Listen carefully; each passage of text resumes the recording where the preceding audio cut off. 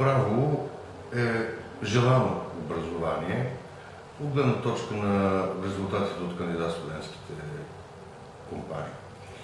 кампании. Аз смятам, че това сочи, че много млади хора се интересуват от правната наука, защото смятат, че така ще могат да реализират своите виждания за справедливост. Прави впечатление, че напоследък, от последните кандидат-студентски кампании, много от завършващите езикови гимназии също се насочват към правото, но тук според мен има един недостатък в системата, по-скоро на прием, защото така провежданите изпити по български език и литература и също по история понякога демотивират деца, завършили елитни гимназии, да не използваме думата елитни гимназии, или деца, владеещи достатъчно чужди езици, да се явяват и да кандидатстват за специалност право. И това бе обсъждано при предложенията за изменения в наредбата, която урежда правото като регулирана професия. Въобще при обсъждането на тази наредба всички колеги,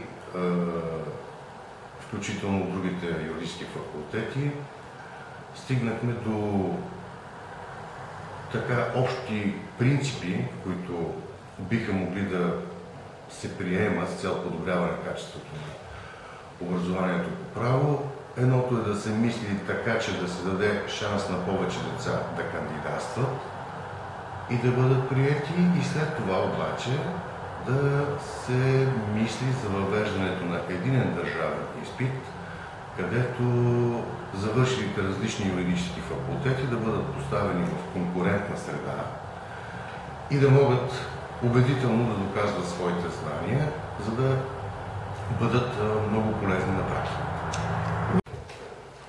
Има много сфери, които всъщност гарантират достойното съществуване на човека. И това не може да стане без правна уредба. Да, но всеки ден виждаме как се погазва правото във всеки миг. За съжаление, годините на прехода... И ако правото е равно на справедливост, то право няма.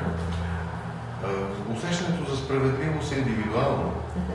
Разбира се, правото гарантира възприятието от обществото справедливост. Но, за съжаление, годините на прехода доведоха до един правен нихилизъм.